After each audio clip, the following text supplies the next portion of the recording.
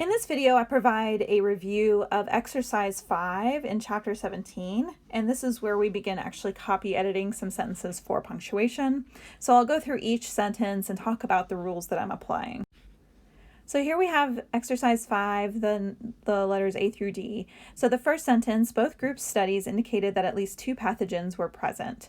So both indicates that we're referring to groups not as individual items, but as together. So it would stay plural, and you would need to make it possessive because it's possessing studies. So it would be both groups, and there you would put an apostrophe after the S. Both groups' studies indicated that at least 2 pathogens were present, and there are no other errors in that sentence. The next sentence, you are free to begin removing the signs whenever your schedule allows. So this is tripping you up a little bit on the your versus your. So the first one is a contraction of you are. You are free to begin removing the signs whenever you or your schedule, which is possessive. So we would edit that out, and it would just be your. So this is a pretty common error that you might encounter. And you would be surprised like how often even really competent writers and editors miss this just because you're not necessarily reading very carefully. It's the same with the it's versus its. Lately, I've been making the error of right versus right with a W, which is really fun when you're a writing teacher. So yeah. The next one, aphids are a gardener's major pest because of their ferocious feeding habits. So there are 3 errors in this sentence. So aphids are a gardener's, and so we know this is singular because we have this A here. So this is a possessive of major pest. So we would insert our apostrophe there. So a gardener's, singular, possessive. Here we have this comma, which oftentimes a lot of folks would miss, but it would be deleted. This is because is a subordinating conjunction, and subordinating conjunctions don't need commas unless they're functioning as the introductory element of a phrase or of the main clause. So if we move this to the beginning, because of their ferocious feeding habits, comma, aphids are a gardener's major pest. After that, you would put a comma after habits if it was the introductory phrase, but otherwise it's a subordinating conjunction, which means that it's attached to aphids are a gardener's major pest, which is your main clause. So this is your main clause, and this is your dependent clause. So because it's dependent, it doesn't need the comma. And then, of course, we need to get rid of the wrong version of there here. So because of their possessive, ferocious feeding habits. And then, of course, remember your period here at the end. The next, overgrazing leads to depletion of vegetation and ultimately to desertification. So this is a pretty common error you would see, which is that, oh, we're introducing a list, let's put a colon. Again, you do sometimes use colons to introduce lists, but not always. So you have to be really cautious about this.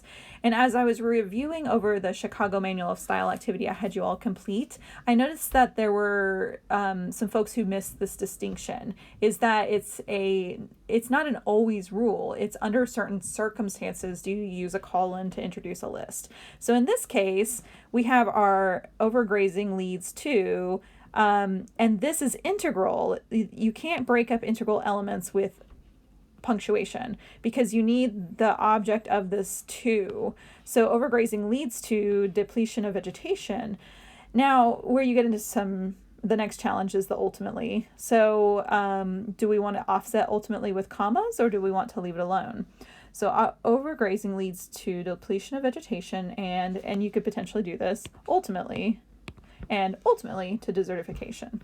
By setting this off with commas, you create a little bit more emphasis on it. And so it can be a stylistic choice. If you don't want to offset it with commas, you might rearrange it or potentially use a different word. So just keep that in mind as well. So the next 4 sentences. So the diagram in figure 4 shows plainly the relationship of the different parts of the burner assembly. So this first comma, if you in the sentence, this entire thing is your subject. So the diagram, and then you have your prepositional phrase, which is describing the diagram. But you don't want to separate your subject from your verb with a comma. So you would delete that comma. So this is just a good rule of thumb, is that unless you're inserting some kind of non-restrictive modifier that's offset with commas, so an entire phrase or description, you wouldn't include a comma between your sentence's subject and your sentence's verb. So the diagram in figure 4 shows plainly the relationship of the different parts of the burner assembly. You could keep these commas here, but I honestly don't like them, so I would be likely just to delete those and move plainly to before shows. So the diagram plainly shows, and then we don't need those commas. So the diagram plainly shows the relationship of the different parts of the burner assembly. And there we have no commas, it's very clear, we're not doing anything funny, and it works. So that fixes all of the errors. Second, natural gas is obtained from underground deposit, but it is not connected with the production of oil. So the trick here is that we have this fully complete sentence and this fully complete sentence. So subject, verb, subject complement. So that's a complete sentence. And then we have it, subject, sort of a dummy subject, verb, not connected, other subject complement. So these are two complete sentences, and I can identify that. So I can't have just the coordinating conjunction here. I have to have a comma and a coordinating conjunction. So you would insert the comma there, and you wouldn't want to necessarily change it beyond that, but if you don't put the comma there, it's called a run-on sentence, and it's a grammatical error. Crescent wrenches, ball-peen hammers, impact drills, and leather gloves are required for this job. So we have a list of 4 items and without some commas. So the first thing is, of course, using a comma here. We need that to divide those 2 distinct items. This one might be tricky if you have these technical terms that you're not particularly familiar with. I happen to know that ball-peen hammers are a type of hammer, but if you're not familiar with that, that might be confusing. And so this might be a case where you pick up that there's something wrong with the first part of the sentence. So you would ask your author about it if you are uncertain about the technical terms. The next thing is this comma between the next to last and the last item. Again, if we're using Chicago, it prefers to use the serial comma, but this is one of those that would be dependent on context. So in some cases you'll use it, sometimes you won't. Generally, it's good to use it. And those are the only errors in that sentence. So the next one, Czechoslovakia, the most seriously affected country, has experienced significant deforestation. So this one's kind of tricky. You could just offset this with commas.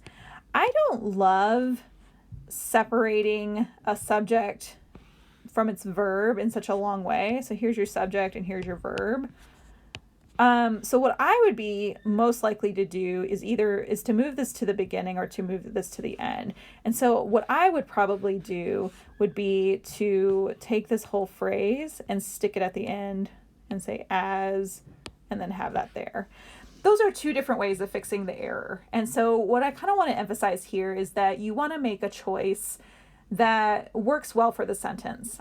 And even if you're moving that entire phrase, you're not significantly altering the meaning or the structure of the sentence, and it can help with clarity. And so this still falls within copy editing.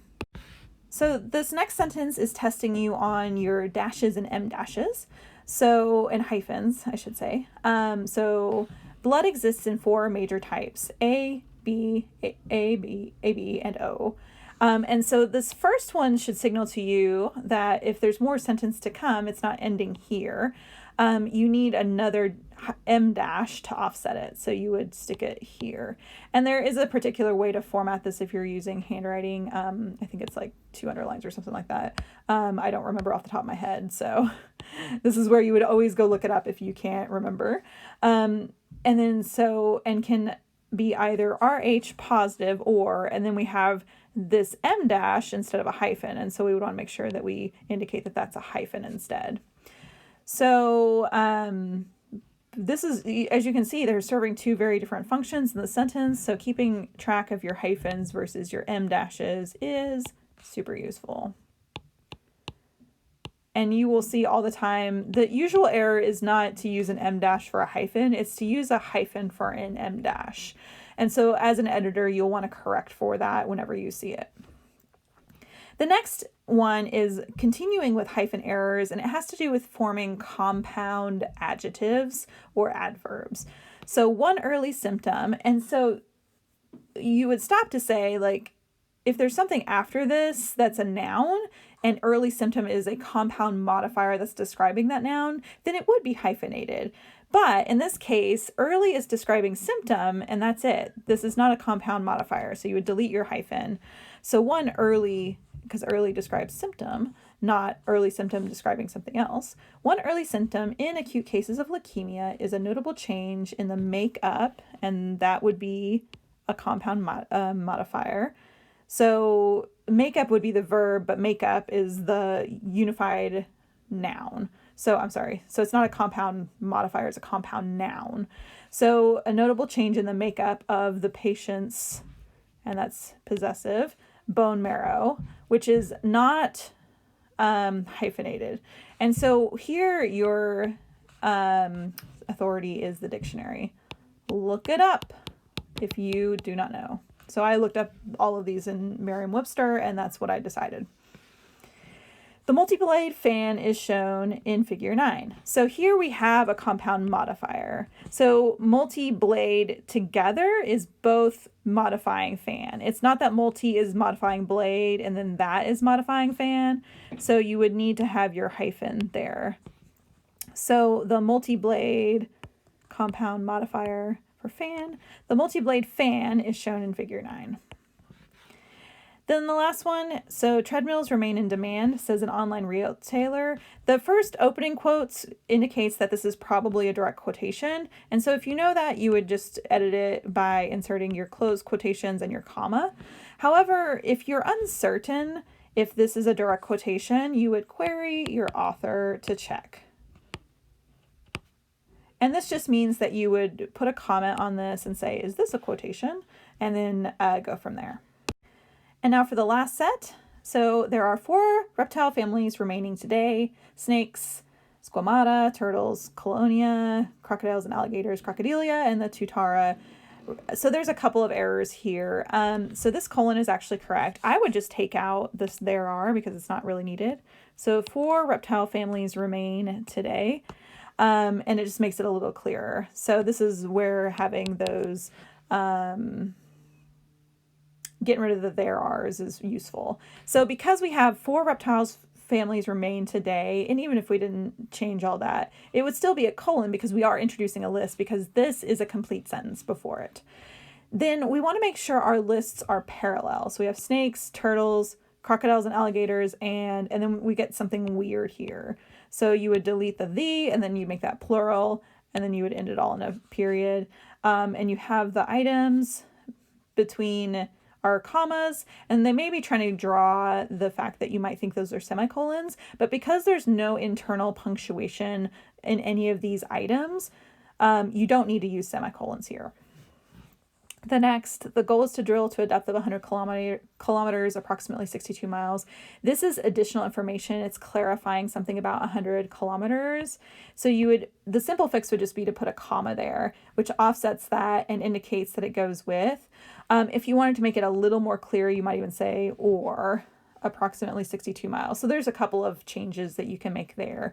Either it would be correct. This one is asking you to think about periods with abbreviations. And so the rule, and the one that Chicago uses, is that you don't use periods, particularly for acronyms. So it is cleaner without the periods is probably the justification. And it creates less ambiguity and it would create consistency across the document. The experimental protocol is violated when the temperature deviates more than 2 degrees Fahrenheit. So this phrase that follows is describing how the protocol is violated. So it's integral to the meaning of the sentence. It isn't additional information. And so you would want to take the comma out of there, because if you have a comma, it usually indicates extra information or offsetting a different kind of phrase. But here we need to have all this together. So if we don't have the when, we don't have the adverb for how something is violated. So that would be why that comma would not be there. And your ear probably would hear that. It's not always good to rely solely on your ear, but sometimes your ear can be the thing that you use to first indicate whether or not something is right or wrong. And you can make a choice based on what your ear catches by citing the authority from that point on.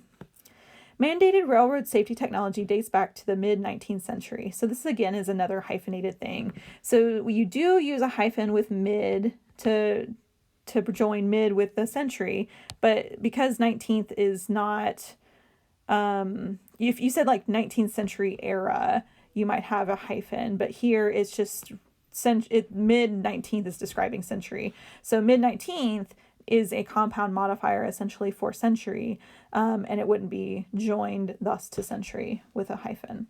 So I hope this review was helpful for you as you work through those activities. Ideally, you would have tried all of those and then watched this video to check and make sure that you did it right. And I hope that this helped explain how to think about each of those exercises.